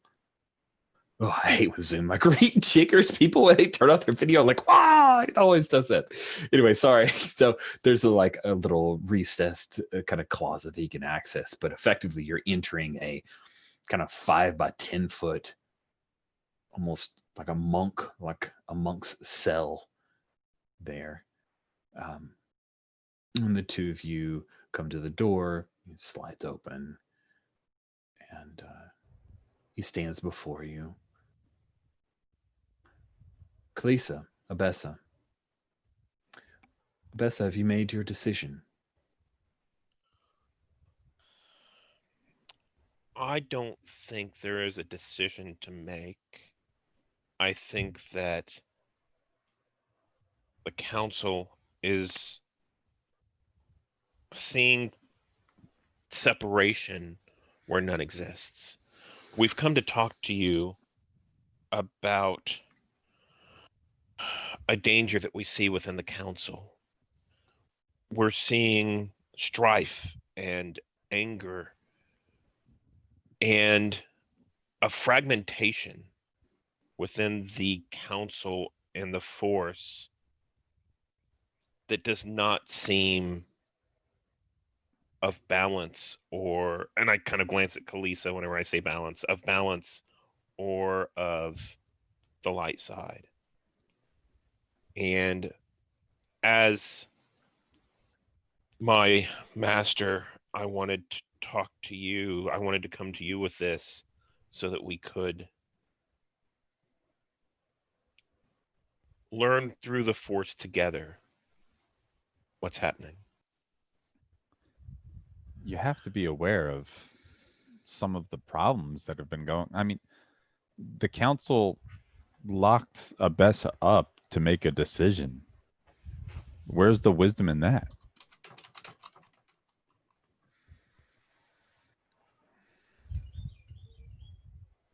I've also seen things that concern me. Well, Kalisa, your opinions about the Jedi Council I find troubling. I cannot deny the truth of what my eyes have witnessed.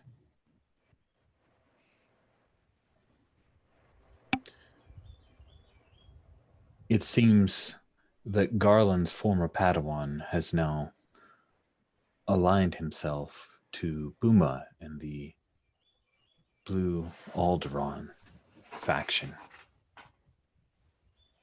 He kind of hesitates, calling it a cult. Visibly stiffen. Ganymede's anger when he challenged Gurwi was so clear. I was troubled by that. What has Buma taught this young boy? Or perhaps he's still freeing himself from what Garland had already done to him. I don't know. Her name is not Buma. I think it's fairly evident that we can see that Ganymede's behavior that you just described did not happen under Garland's watch. This has only happened recently. And it seems that Buma, whoever she is, seems to be present during a lot of this strife.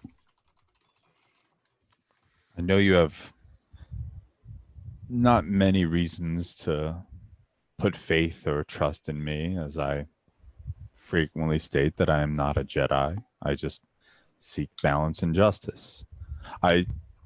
In that quest, I served under Buma, or as she called herself, Darth Ahus. Again, this is my experience. Guri also fell to her, but this requires faith on your end to believe us. I mean, So who of the two of you believe that you are doing a hearts and minds, and I assume that the other may wish to support, or you can burn a bond with them? I think Abessa talking to her Makes more sense. master seems the most. Yeah. agreed. I'm there to support if needed. Okay. And I think that, so this will be hearts and minds, and I think my appeal is not really through passion or emotion, but it's through the force and the balance that must be reached again. So I'll roll with force. Okay. Okay. That's a +2. I rolled snake eyes. Ooh. Yep. So that's a 4 total. And you can spend multiple bonds, right? I Mhm. have 1. Okay, so I have 5. a bond with Guri. So I can only get you up to a 6 then. Yeah. Might as well keep hold of those. Well, wait. It's probably just a 6, but if I roll to add +1, yeah, I don't think we can both spend. No, it's if I rolled the 10+, it's feasible. But like, I mean, it makes sense. I'm there. I'm being passionate. I'm trying to support you. I'm like, look, I've studied under her. Guri's Mhm. studied under her. We've done all Mhm. these things. Like, you have to see the flaws, the changes that have been happening. So I will try. I'm being passionate, so I'm gonna use a +2. Use that +2. 6, 7, 8, 9, 10. Okay, so what you're saying is you rolled a comfort or support. Yep. Got a 10+. Yep. So And I gain a bond with them, and then they get if they choose to gain a bond with me, then they can spend both bonds, and I would spend my bond to give them a +3 to. Okay, is that what you want to do, Bessa? That makes sense. Is that what you want? I definitely want to convince him. With hearts and minds, a 7 to 9. Oh no. A fail is bad. Mhm. In this case, fictionally. So this is, and since this is the last episode, I definitely want to convince him. So yes. So I'm not sure exactly how that works. I'm spending 2 bonds with you, and I'm also spending my own bond with Guri. Is that correct? I created a bond for myself on you. I'm spending that to give you a +1. Okay. Then you're spending the bond that you just got and the one that you previously had. Okay. So the way I'm bringing Gowry into this is I'm saying, whenever he mentioned that Ganymede Wren's hatred or anger towards Gowry was evident. Is there something, Rich? I'm checking through the bonds rules. I just want to make sure that this is all copacetic. If you have a bond, you can burn it to gain +1 to your roll. You may do this after you make the roll. You may use multiple bonds on a roll. I wonder, can you spend a bond with So- someone to boost their roll? Under comfort and support, the second paragraph line, in a scene, you may use this move to aid someone before or after a roll. For this, either you or they may burn a bond just created to add +1 to the roll. Because there's no assist move. Yeah, right. That's the thing where I was like checking it real quickly. So, seeing you may use this move to aid someone before or after the roll. For this, you either you may burn a bond to add a plus. Okay, so all right, I see it. All right, so that's Wait, so Abessa has 2 bonds to burn, right? Not 3. One of the bonds would be created for Kalisa. Yes. And I would burn that bond because I'm hating her. So basically, You I have can't one. burn you can't burn a bond that for Abessa's roll. Yes, you can. That's what it says. Either you it- or they may burn a bond to add +1 to their roll. Oh, okay, cool. yeah. It does, and that's why I didn't see it in the bonds thing. I was just double checking because I didn't remember if you could do not- that or not. But it's It's not in- organized great. right? Yeah. And that's why we play test. Yep. Because Cool. that's Yeah. so for this, either you or they may burn a bond just created to add +1 to the roll, and it's Okay. specifically after assist or clear harm from a fellow PC. So, yep, sounds like based on that particular thing, you can do it, which is the craziest thing. You guys just moved to Snake Eyes to a hit, Yeah. If I hadn't gotten a 10, wouldn't matter, but right? Because you had to burn both bonds from Yeah. the 10. It was risky. Checking in, Stephen, you're cool with that because you wanted Abessa to be successful in reaching out to her master to convince him. That's right. I struggle fictionally to figure out how this moves forward if he doesn't believe me. So I think that I want this to be a hit if possible. Okay, I just got confirmation. Your interpretation of the rules are right. It just is an organizing thing that the bonds thing is nested in the comfort of sport. So cool. And the way that I'm bringing in my bond with Guri is to say, hey, whenever Ethan Knorr indicated that Ganymede Wren was angry or expressed hatred with Guri, I said, is Guri okay? I mean, Ganymede didn't hurt him, did he? Ganymede made a fool out of himself. Gorwi far surpasses him in skill and grace. I never thought I would say that about Gorwi, but it turns out that it is true. I think Ganymede Wren may have been blinded as others have been. I agree.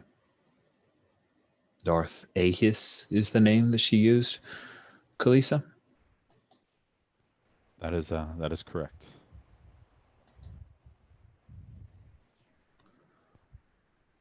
Thank you for bringing this to my attention.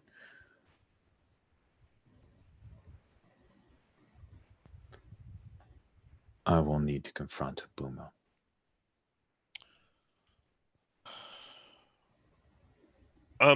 If out of character, Kalisa, you've confronted Buma before, right? Yes, I have. Well, yeah. Once. So then I'm gonna say, Master, Buma is masterful. Darth Ahis seems to have been able to hide and manipulate many of the others on the council. And I'm very concerned, not just for you, but for the entire order. I think this is something we can't do alone. I think this is something the order has to do together. Will you allow us to come with you to deal with Darth Ahis and anyone else she may have? Oh, by the way, with the hearts and minds, you picked something Yep. bad, right? Okay. Yeah, with hearts and Alienate, minds. right? Yeah, alienate, overreact, hesitate. And I think what he's doing is he's about to overreact because he Okay. says, yes, let us go. So both of you may gain a bond with Ethan Nor. He is going to go directly to Buma and confront her and whoever is with her. So we cut to Gurwi and Garland, the two of you, coming to see Leatra. Leatra's quarters are the same overall size, sleeping pallet, closet. However, you see that she has her sentinel armor is on a stand to the side. It's been freshly polished. You also see that she has this kind of small shrine's probably not the right word, but like a display. There are several like her sentinel mask, and then there is this other mask there that looks dark. Oh, I've got possibly a picture. Actually, we'll just share the picture. That might be good. You see that is there, held in a place of honor. All right. And that's right beside the Jedi Sentinel mask. And when the two of you come, she says, yes, come in. And you see that she is seated on her little sleeping pallet.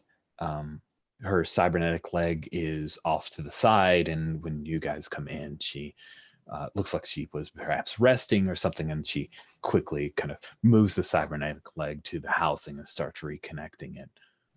I want to do a study roll before I go into it. I want to know about this dark side thing that who said they sensed that? That was Kalisa, right? Yeah. Okay. I want to do a study roll, and Okay. I want to do it. Yeah. I want to do it when you study something in order to change the game state, roll. Yeah, I think I want to roll with caution at this point because I don't want to get this wrong. Wow. Yeah, it's a 12. So I don't get this wrong. Okay, on a 10 plus, you gain basic. On a hit, you gain basic information. On a 10 plus, you also get 2 hold. Yeah, okay. First of all, I want to just sense the force around her. Is if what Kalisa said, if that was right, if there was something else controlling her.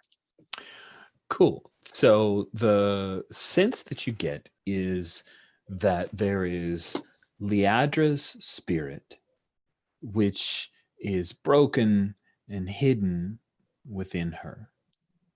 And then you sense a connection between a darker force that has taken control of Leadra, and you feel that there is a connection between her and this mask that you now see lying on this little shrine display area.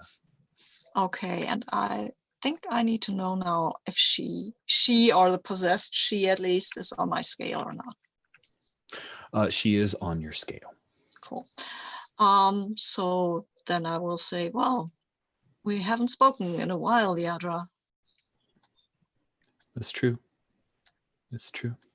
And you hear the shunk of her cybernetic leg creating the seal, and she stands up.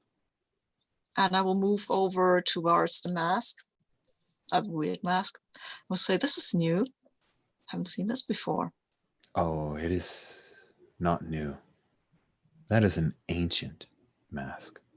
Well, it's new that you have it. Who gave it to you? Why are you so interested in this mask, Garland? Why are you so defensive?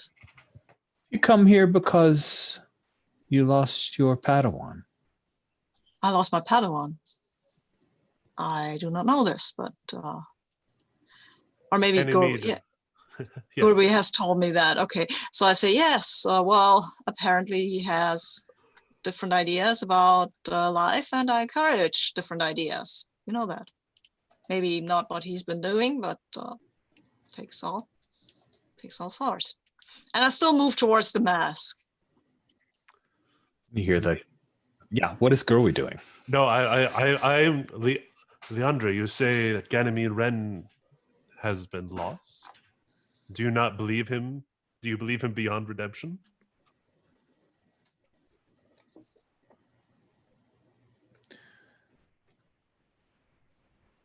What you did was most impressive, Gurwi. Ganymede has much to learn. I'm sure under Buma's tutelage, he will grow more powerful in the use of the Force. He was an embarrassment. He was enraged.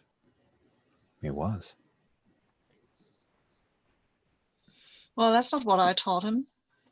And imagine I'm standing next to the mask now. Indeed. What he told me is that you taught him nothing but lies. That's That you not brought true. him into a faction that never truly existed so that you could be close to a young Padawan yourself. That is only true from a certain point of view. And at that point, I will just ignite my lightsaber and destroy the mask. Oh, you're going to try that. Yes, of course. Yeah, I mean, that is the first step to a duel. So, yeah, she's Sure. on your scale, and she is not going to let you do that. So the foe is your scale on a 10 plus. You got to roll with your element. Roll plus style element, sorry. yeah, I have a style element. I fear I may have wasted my good roll. I've not. I have a 10. Oh, nice. Okay, so on a 10 Yeah. plus, you win the conflict and may mark XP if you show mercy or let them escape. So you raise your lightsaber up, and she tries to move forward and ends up grabbing with the Force, trying to hold your hand. What is it that you do? Maybe she's just as slow. She was talking to Gurwi, or she was arguing and stuff like that, and she didn't expect it. She didn't expect me igniting my lightsaber through the mask. Nice. She screams out, no! Tries to grab your arm, but you're too fast. And you slice through that Sith mask, and we immediately see this like red dust form up around it. And then it falls to the ground, and she falls to the ground as well, falling to her knees. You hear the clink of her cybernetic leg hitting the deck, the floor of her little cell. And when the mask falls apart, you see there's all this like sand underneath it. The sands of Tatooine. Sand gets everywhere. I will attempt to keep it together with the Force. Like, just not letting the sand get everywhere, because you don't want to have Sith sand everywhere, right? Cool. So you're able to like form it up and keep that from spreading throughout. And she falls to the ground. She's on all fours, like panting. She looks up. What? I think that mask was not good for you. No, Buma gave it to me. I think Buma was not good for any of us. Let us call her by what she is, Darth Aegis. She reaches out for a hand to you, Gurwi, Yeah. for you to help her stand. I think Gurwi will help her stand. I was only a quiet voice in my own body. I've seen all of the things that you've witnessed. I am so sorry. There is a poison among the council, this whole Jedi temple. I don't know if we will survive it. Together we can. Will you stand with us when we confront the Sith that has infiltrated the Jedi Council? Yes. My body is weak from whatever this dark force was, but I will stand by you. Thank you. I think we need your voice more than your saber. Let's go. We have no time to waste. Yes, but we should reconnect with our friends and Ethan Nor possibly. So let's reach out through either the forest or just by a more mundane way of communication and just tell the others, hey, we've got Liadra, she's okay now. What about you? Do we need a conversation, or do we like screen wipe to all 6 of you walking into wherever it is that you find Darth Ahis? Are we cool? Sweet. So where do we set this? Like, is this a thing where she's back in the like judging council thing, right? And all of you walk in there, or is she down in 1313? Like, what is the set piece? I'm going to check in with Steven. Like, where do you think this should be? I like the callback to Revenge of the Sith, with this being in the Jedi Council chamber. Okay. And the battle happening there. Yeah. Awesome. So yeah, all of you walk in, right? And up above from that little judging place from before is Darth Ahis on her like floating disc thing. And Wait. What? Oh, sorry. I forgot I was unmuted. New scene, new costume. Oh, new costume. All right. I'm kind of gonna miss the one that you had, but okay. Yeah, well, look. I mean, I'm sure it's good. Bam. Ta-da. I don't know. I kind of like the one with the purple lightsaber. She's wearing white. Yeah, I'm wearing all white now, though. Good point. Okay. Oh, do you have one single face claim like person that you're using? No, I found I found a lot of Zeltron Photoshop, so I'm like, okay, download. Nice. Okay. Imager. Fun. All right. So let's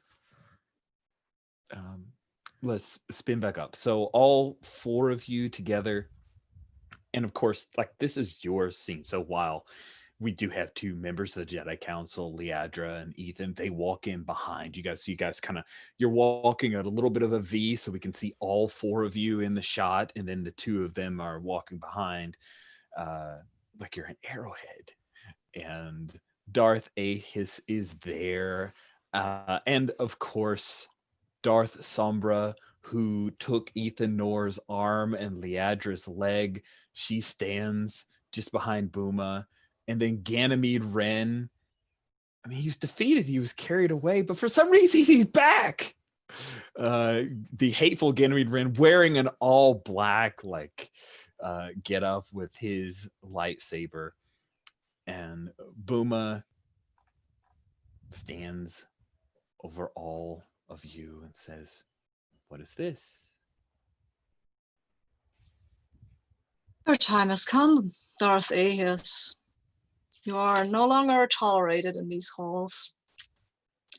If you surrender now, you will be placed under arrest, and we will try to guide you back to the light side. Oh, no. Yeah, didn't think so. And I ignite my lightsabers. Nice. Because it's a thing, Booma draws out her yellow lightsaber and then her red lightsaber and slice them 2 together, and there's like this orange pallor that is cast over all of her members. Darth Sombra with her twin-bladed kind of bent lightsabers a la Count Dooku style, she ignites them, and then Ganymede Wren, he has a red lightsaber too. He's like switched out the things he found out from Kalisa. Like even remarks like, "Kalisa Nile taught me this." And he's of course gonna like jump down and come after you guys. Darth Sombra she leaps off and is headed towards Liadra and Ethan Nor, while Booma, aided by her not great Padawan, is going to face off with the 4 of you guys. Now, who is leading this duel? Because you're fighting together, The foe is your scale. Yep. I Should recall we- that from my previous training attempt Indeed. because I'm the only one that's fought her before. That's true. So is everybody cool with that? All right. Sweet. So don't forget to, some of you who haven't burned all of the bonds, have some bonds to possibly help out.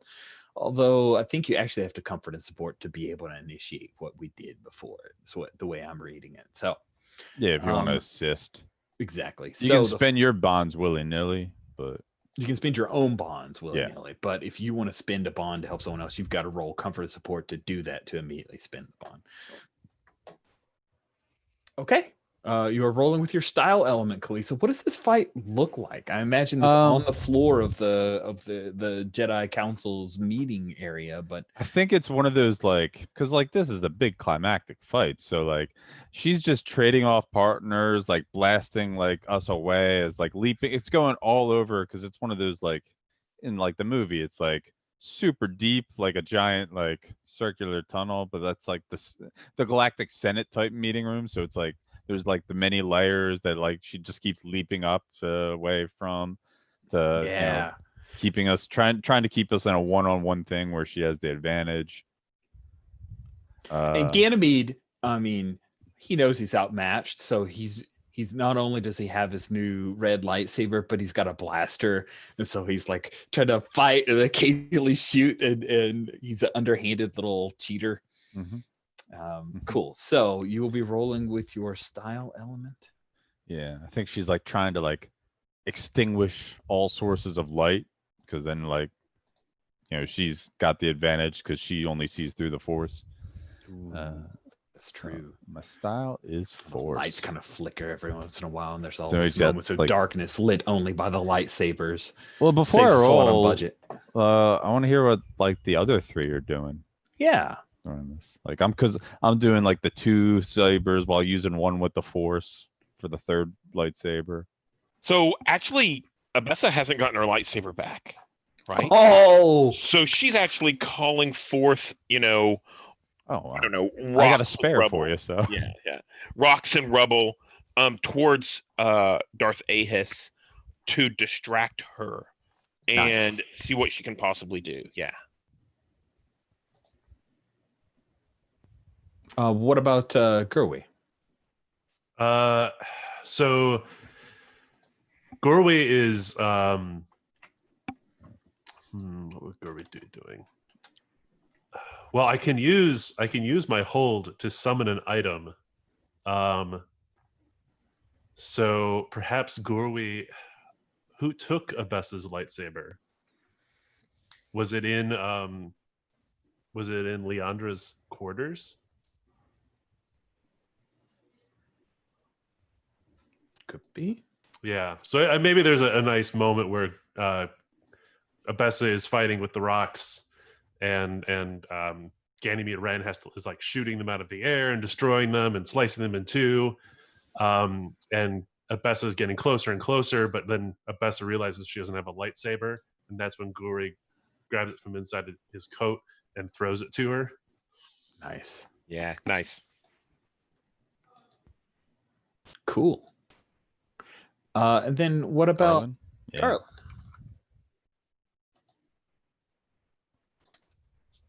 Yeah, I think Garland's mostly busy with Ganymede because that is his former Padawan, and he just doesn't want to see the boy more hurt than he's already been. So he's mostly just kind of offering himself as an easy moving target and drawing him away a bit from the whole fight and keeping him out of the heavy. Awesome. So let's deal with Garland then. You're effectively dealing with troops because he's not your scale. Okay. So you roll plus style element. Okay. Yeah, that's another 10. Oh, and he's like, you made a fool out of me. I'm going to kill you, Garland. If that's even your name. Yeah, that is my name, Ganymede. I realize that not everything I've told you might have been the perfect literal truth, but I also taught you that you should form your own judgment about things. That you should not rush into stuff. that you should not judge, that you should think and learn before judging, before rushing off. And I did not teach you that the dark side of the Force is the right way to go. You did not learn that from me. You should not have believed everything I said, but for the time being, the followers of the Purga were a fun ride. And that's what all there were. But that's what I told you. You just didn't listen. You always wanted things to have deep meaning. They don't, not always. Sometimes life is just about living.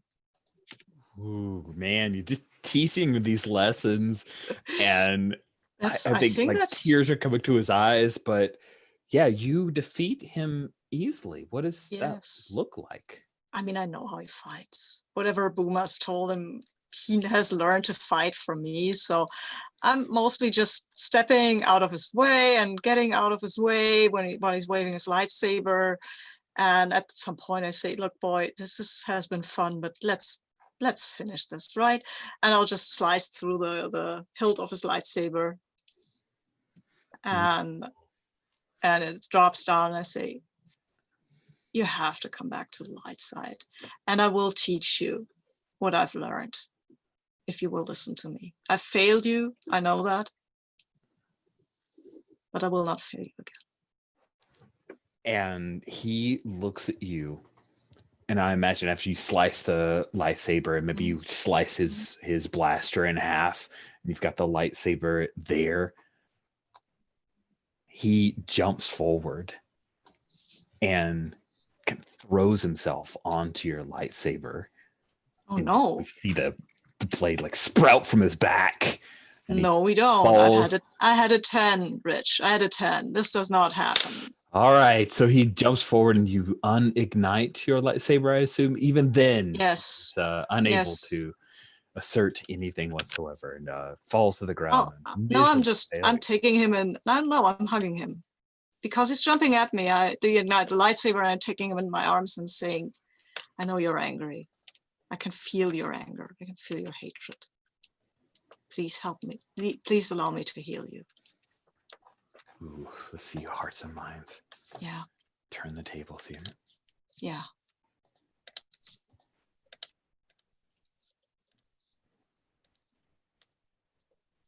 Okay, this likes me. I should have said what I roll with, right? Because I always forget that. But I would have rolled with presence for that, which is coaxium, which makes it a 10. So I think he, after his failed attempt to bring this to an ugly end, he will just collapse, crying in your arms. He doesn't accept it out loud, but he's broken, and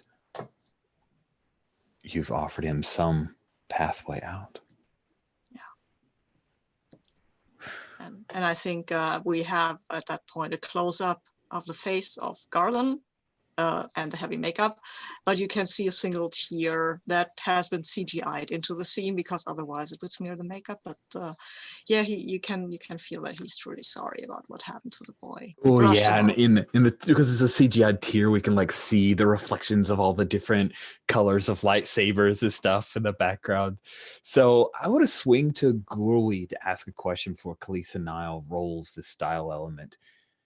Gorwi, facing against Darth Sombra, Ethan Nor and Liadra Denon cannot both survive. Liadra is weak. Ethan is troubled.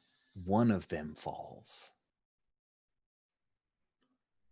Does Ethan overextend himself so that Liadra can survive? Is Liadra's weakness from the Sith possession the reason for her final downfall? Or do you want to roll a die? I think because Ethan Nor, I'm reading the NPC things real quick and refreshing myself, but Ethan Nor has fought Darth Sombra before. Yes, they have both fought Darth Sombra. They both lost to Darth Sombra. Right. And I think in perhaps that previous fight, which we now flash back to, you know, they weren't willing, that they lost because they weren't willing to sacrifice. And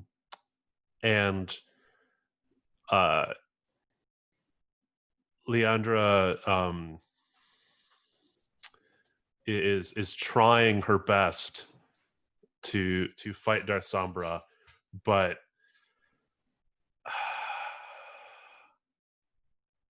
is slowly failing, and Ethan Nor realizes that it's all about to repeat itself again if he doesn't, and so he does sort of a Hail Mary change of technique, steps between Darth Sombra and Leandra and gives Leandra the opening she needs, but he falls to the floor. Oh man. Oh, that's wicked. Does he do the thing where it's just the clothes? Of course. Absolutely. Yeah. That's And great.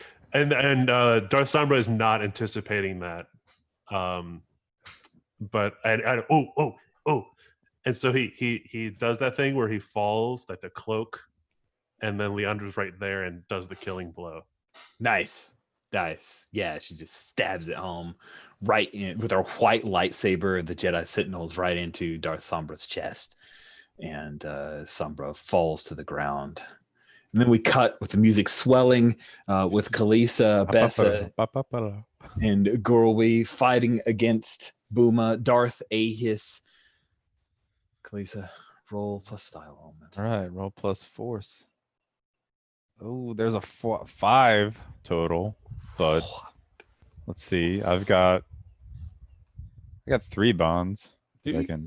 oh, yeah, that's right. I was looking at the wrong person. I was looking at Bessa. So like, no, you don't. I mean, I have one with Ethan Nor, but that doesn't make sense. Oh, maybe his sacrifice also inspired me.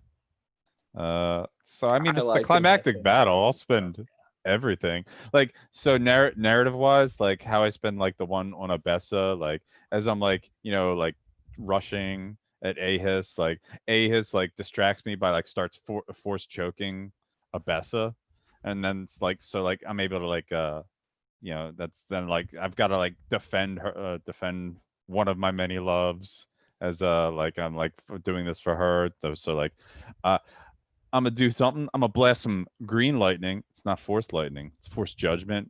It's a light side power that Plo Koon developed, because Plo Koon is Plo Cool. All right. On our HoloVids expanded universe, sounds fine to me. Yeah. Well, I'm also not a Jedi, so so people can still question me, so that's pretty good. And then of course, like, you know, that's when or no, before like the lightning happens, that's when Ahis is gonna like shoot lightning down at Garland, and I'm like gonna do the Yoda ball, catch it, and then like do like and redirect it back, but the color has changed, so it's not like the white lightning, it's the green lightning of judgment. Okay. So that's 3 bonds.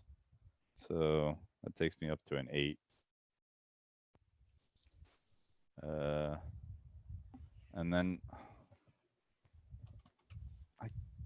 yeah, why not? I'll spend the Ethan Nor one, I guess. Like I hear his voice, like, you know, he does the force echo of the Jedi ghost thing. Yeah. It's a climactic battle. Let's try to get that 10 plus, you know? Sure.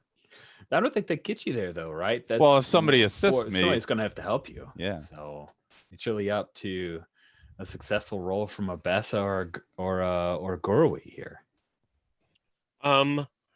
Yeah, so I think Abessa will step in, you know, basically she's going to fight back against that that choke hold and see if she can't I don't know, it's almost like arm wrestling with the force, right? The choke versus versus a hand trying to a hand from the light side of the force trying to push it aside. And of course that will be force. That makes sense. Okay. I rolled a 3. Okay, which makes my total of 5. So mark a. Do you want me to mark a element? Yeah. Nice. I think mark an element works. Okay. And so narratively, what happens here? This still works well. I'm going to mark wounded, which gives me Clever. And what happens is she actually collapses to the ground, No. which gives Kalisa a +1 forward for fire Yeah, across the Rebel no. Resolve, right? Rebel Resolve. There it is. Yeah. I was like, one of these names here. Yeah. Yeah, that move that we haven't gotten to see yet. So Yeah. thematically appropriate. So So I think Abess is lying on the ground. The camera kind of zooms in. We don't know what happened to her. So, yeah. Nice. Was there anything else you wanted to be an outcome of that negative roll, Rich? I didn't have anything else loaded up my gun, so Okay. I think I'm good. So yeah, seeing you collapse and I don't know what's going on, that definitely inspires all of us to try to like circle in on Ahis. So I can spend my. Oh no, I don't. No, never mind.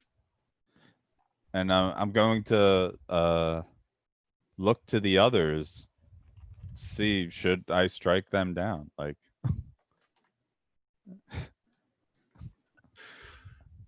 Gurley Like, is I've got, not like- in favor of that. So yeah, okay. I've got the thing where like I've got like it crossed around the thing, but then I've got the other one floating right in front. So it's like or we've all got like lightsabers like crossed surrounding her neck. Mm-hmm. And submit. You have lost this day.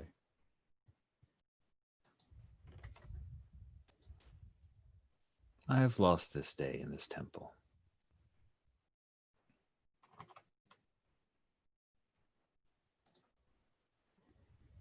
I submit.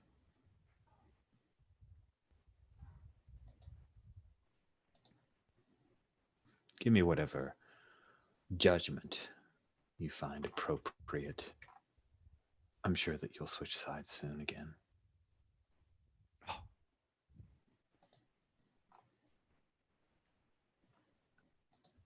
So, I imagine that this fight, after it concludes, that other Padawans and Jedi come running in to see the wreckage that has been wrought as the lights are still flickering from the darkness that Booma tried to create.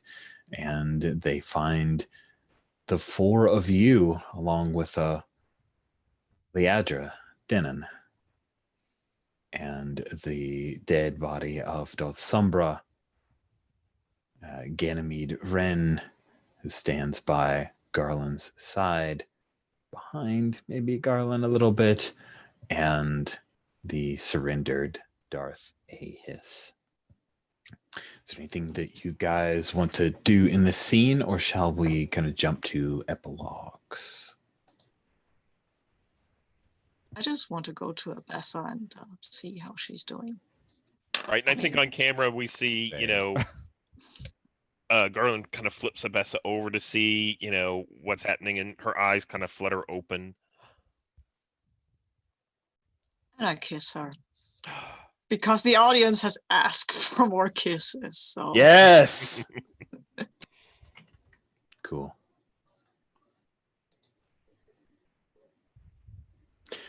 What about Gorway? I think Gurwi will,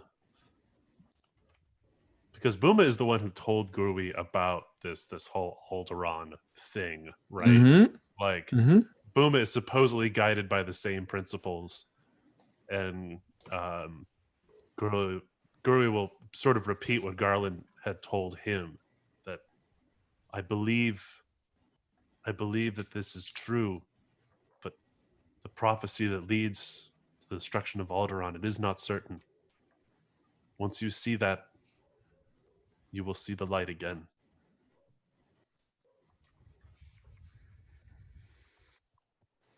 It's all Wookiee. It's all Yes, I love it. subtitles, Okay. but yeah. Fun. Cool. So after the kiss, and Gorwie's talking down to Darth Ahis and rebuking her use of the Blue Alderaan cult fanaticism, shall we move to epilogues? Or does anyone have any other follow-up scenes that they wanted to do? I'm good with epilogues. Yeah, Okay. me too. Awesome. Abessa? Okay. You mute. Awesome. I'm good with going to epilogues. Yeah. All right. Since we did intros from right to left, we'll go from left to right. So, Kalisa, kick us off with your epilogue. So some time has passed, presumably, because that's how epilogues work. We're now like the teachers of the Dreaming Heaven Choir, which is sister schooling to the Jedi Academy. I don't like, because I'm still not a Jedi, like, but uh and I but then like we're gonna like switch ways. I'm like, like it's like a scene back at her apartment thing, and like Zot Luke has been gone for a while and she's just like researching, but then there's like a cutaway to a desert planet of Zot Luke like covered up and like digging up this this ancient lightsaber that's got sort of like the red dust that the mask had.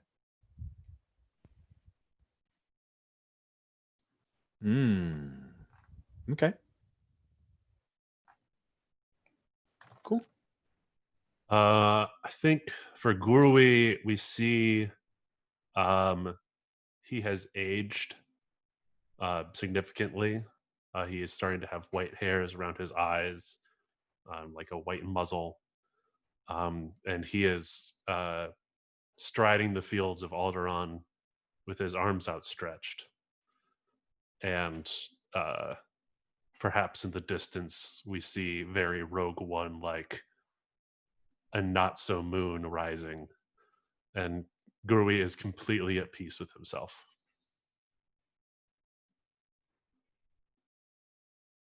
All by himself?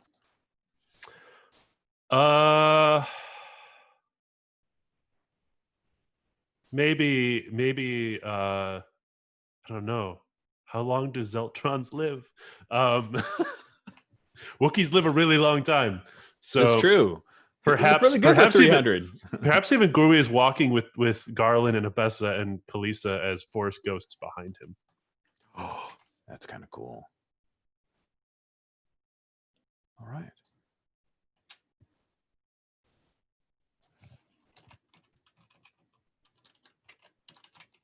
And I think so. We see Abessa, and years have passed, and you see her sitting on a one of those yoga mat kind of things, in meditation, and it's very reminiscent of back in the cell.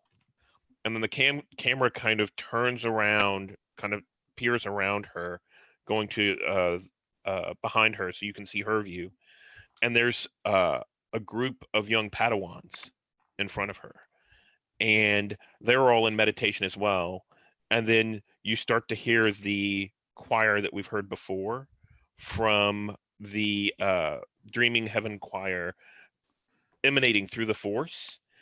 And then the camera completes its swing around, and we see Jaffin Ravik, Force Ghost, step behind and rest a hand on Abessa's left shoulder.